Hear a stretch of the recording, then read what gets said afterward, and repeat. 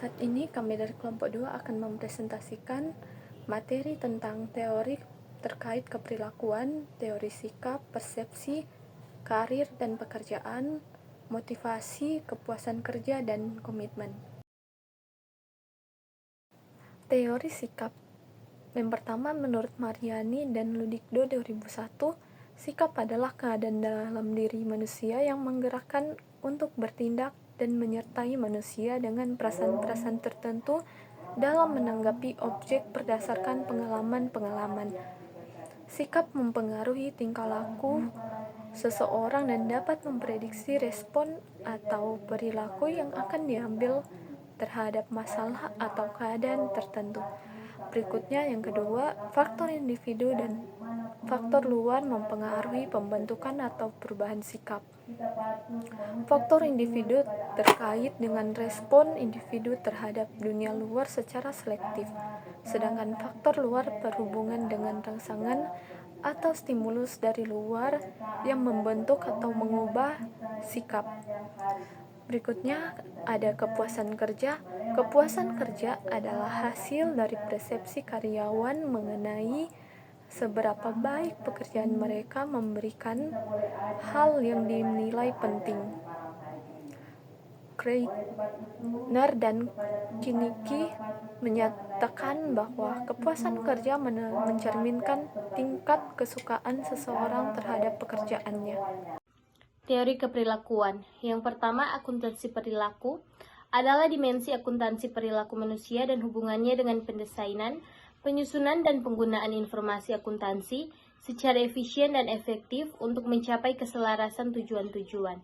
Yang kedua, menurut Schiff dan Lewin tahun 1974, ada 5 aspek penting dalam akuntansi keperilakuan, yaitu yang pertama, teori perusahaan dan keperilakuan manajerial, yang kedua penganggaran dan perencanaan, yang ketiga pengambilan keputusan, keempat pengendalian, dan yang terakhir atau yang kelima pelaporan keuangan.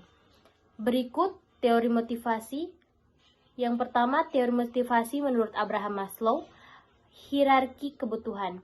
Abraham Maslow mencetuskan teori yang terkenal, yakni hierarki kebutuhan. Pandangan Maslow menyatakan bahwa setiap manusia memiliki 5 kebutuhan dasar, yaitu yang dimaksud oleh Maslow antara lain adalah kebutuhan psikologis, kebutuhan akan keamanan, kebutuhan sosial, kebutuhan dihormati, dan kebutuhan akan pencapaian sesuatu. Yang kedua, teori motivasi ERG. Clayton Alderfer. ERG kepanjangan dari Existence, Relatedness, and Growth. Dalam bahasa Indonesia, teori motivasi ERG juga dapat disebut teori eksistensi, hubungan, dan pertumbuhan. Clayton Alderfer merupakan tokoh yang mengembangkan teori motivasi ERG secara umum. Pandangan Alderfer merupakan hasil ringkasan dari pemikiran Maslow. Hanya saja baginya seorang dapat memenuhi kebutuhan-kebutuhan tersebut secara bebas, jadi tak perlu memenuhi kebutuhan berdasarkan suatu tingkatan prioritas seperti pandangan Maslow. Yang ketiga, teori motivasi prestasi, MC Celan. Teori motivasi prestasi yang dirumuskan David MC Celan menganggap individu memiliki cadangan energi potensial yang bisa dikembangkan. Pengembangannya bergantung pada dorongan individu, situasi juga kesempatan yang ada. Menurut MC Celan, ada 3 kebutuhan inti seseorang, yakni kebutuhan untuk mencapai sesuatu, kebutuhan akan kekuasaan, dan kebutuhan terhadap afiliasi. Fungsi dan tujuan motivasi. Menurut Saleh dan Wahab 2004, motivasi memiliki beberapa fungsi dan tujuan, antara lain yaitu sebagai berikut. Yang pertama, mendorong timbulnya kelakuan atau suatu perbuatan. Yang kedua, motivasi berfungsi sebagai pengarah, artinya mengarahkan perbuatan ke pencapaian tujuan yang diinginkan. Yang ketiga, motivasi berfungsi sebagai penggerak, artinya motivasi akan berfungsi sebagai penentu cepat lambannya suatu pekerjaan. Yang keempat, motivasi berfungsi sebagai penolong untuk berbuat mencapai tujuan. Yang kelima, penentu arah perbuatan manusia, yakni ke arah yang akan dicapai. Yang keenam, penyeleksi perbuatan sehingga pembuatan manusia senantiasa selektif dan tetap terarah kepada tujuan yang ingin dicapai. Aspek-aspek motivasi. Nah, menurut Hasibuan tahun 2009, beberapa aspek yang mempengaruhi motivasi dalam diri seseorang adalah sebagai berikut. Yang pertama, kebutuhan fisiologis. Kebutuhan untuk mempertahankan hidup, yang termasuk dalam kebutuhan ini adalah makan, minum, perumahan, udara, dan sebagainya.